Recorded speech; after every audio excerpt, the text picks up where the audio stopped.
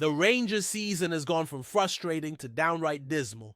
After being dumped out of the Europa League a few weeks ago, there's now absolutely nothing left to fight for this campaign. No silverware, no European nights to look forward to.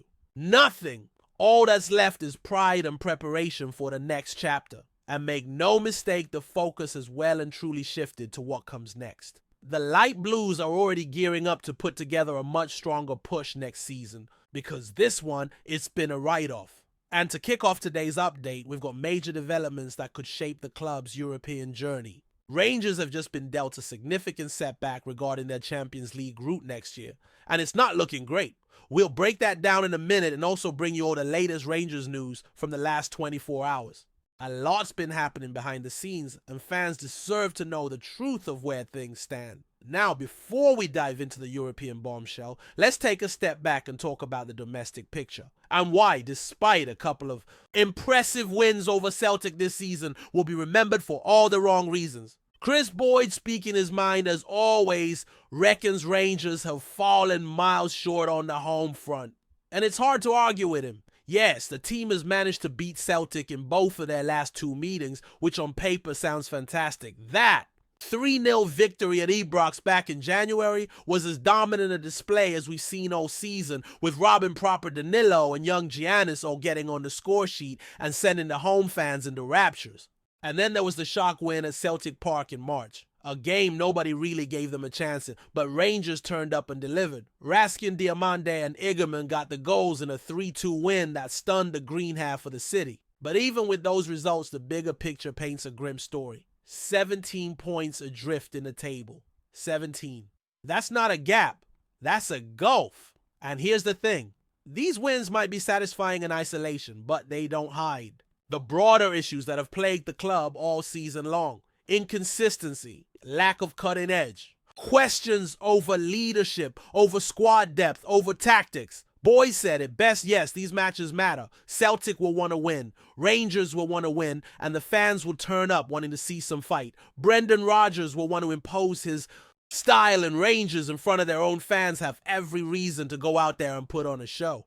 But when the final whistle blows, what will it mean? Not much in terms of the title. The league's gone. And what's left is soul-searching. Honest, painful assessment of what went wrong. Again, in a season that promised so much and delivered so little. And now, just when you thought it couldn't get worse, comes the latest twist in Rangers' European fortunes. A result elsewhere that could directly impact the club's Champions League qualification route next season. And not in a good way. Manchester United have just thumped Athletic Club 3-0 in the first leg of their Europa League semi-final. And while that might not seem directly connected to Rangers at first glance, the implications are huge. You see, that Athletic managed to go all the way and lift the trophy, while also securing a top 4 finish in La Liga. That would have bumped Rangers into the champions path for next season's Champions League qualifiers. What that means is a later entry into the tournament starting in the third qualifying round instead of the second.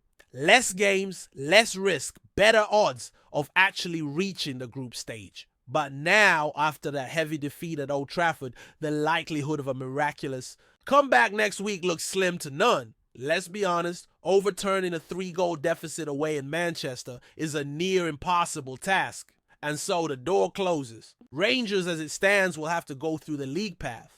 They'll start at the second round of qualifiers, and it's already looking like they could face some tricky opponents. Think teams like Servette Austria Vienna or Brann.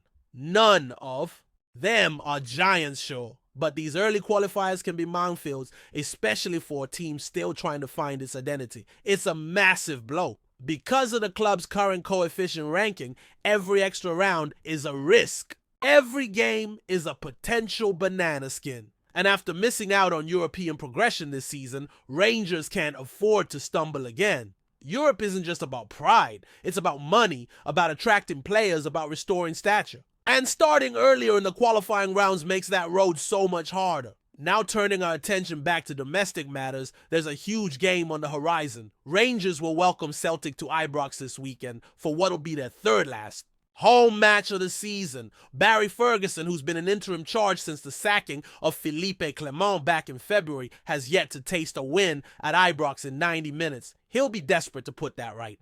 The last time these sides met, Rangers pulled off a dramatic 3-2 win at Parkhead, a result that gave fans a glimmer of hope, a flash of what could be. And now, with illegal but decided pride is all that remains. But make no mistake, these matches matter even when the title doesn't, especially to the fans. Meanwhile, there's growing speculation about the managerial situation. With Ferguson still serving as a stopgap, the search for a permanent boss is very much alive. One name that's come back into the frame is Steven Gerrard. Jamie Murphy, who played under Gerrard during his first spell at the club, believes there'd be instant improvement if the Englishman were to return. And look, when Gerrard arrived the first time, Rangers were in disarray.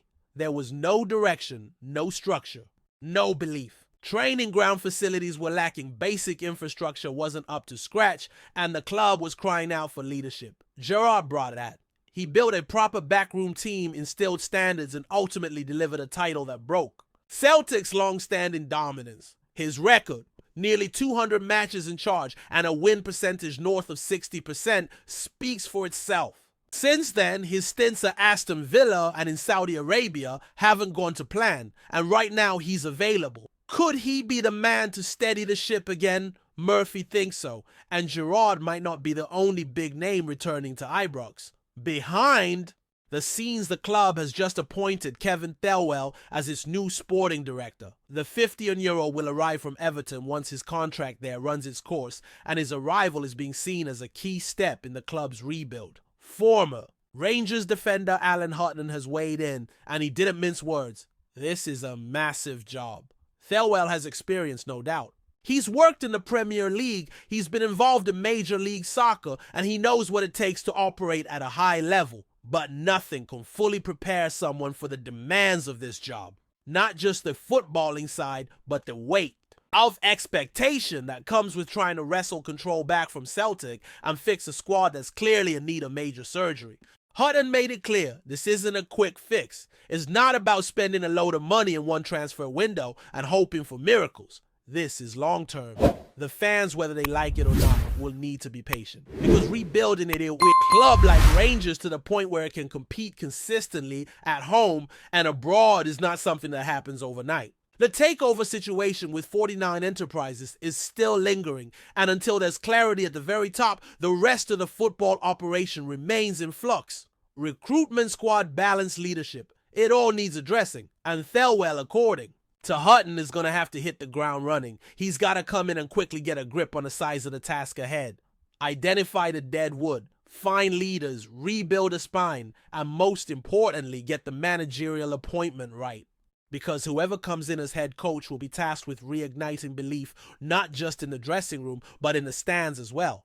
The pressure's enormous. The fans are restless. The rivalry is unforgiving. And the margin for error, well, it's razor thin. And as we head into these final games of the season, there's this strange tension in the air, like the calm before the storm. Everyone at Rangers knows massive changes are coming. It's not just about who's on the pitch anymore. It's about the entire structure of the club. Supporters have watched year after year this team fall short, and now there's this mix of frustration and cautious hope. Nobody wants another season like this. Nobody wants another rebuild that ends in disappointment. But that's where we are again, staring down another summer of change, uncertainty, and pressure to get every decision spot on. The new sporting director Kevin Thelwell has a mountain to climb.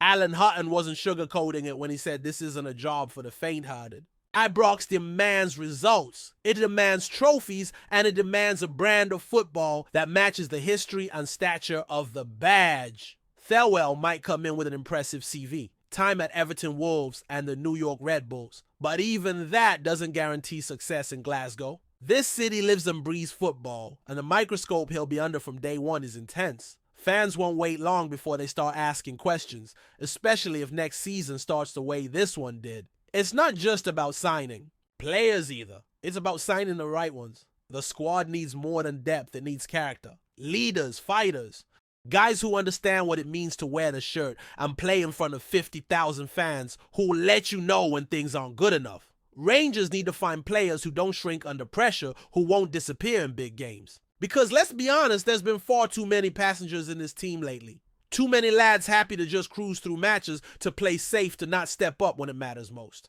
That's gotta change. Then there's the manager. This decision could define the next 3 or 4 years of the club. Get it right, and Rangers could start to claw their way back to the top.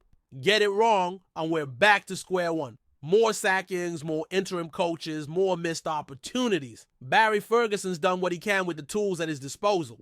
And fair play to him for steadying the ship a bit. But it's clear the club is looking for someone with a long-term vision, someone who can build something real. And that's where the Gerrard talk gets interesting again. The fans know what he brought the first time. Organization, belief, a sense of identity. Sure, things didn't work out for him in Villa or in Saudi, but sometimes a return to familiar. Ground is exactly what a manager needs to rebuild. And maybe, just maybe, Rangers need Gerrard as much as he needs them right now. But that's all hypothetical. What's not hypothetical is the scale of the rebuild ahead. Every area of the pitch needs attention. From defense to attack, there are question marks everywhere. Who's staying? Who's going? Who's actually good enough to take this club forward? And that's before you even get into the business side. The takeover talks the financial plan and the long-term strategy. Everything needs alignment, and it needs it quickly because the qualifying rounds for Europe will come fast.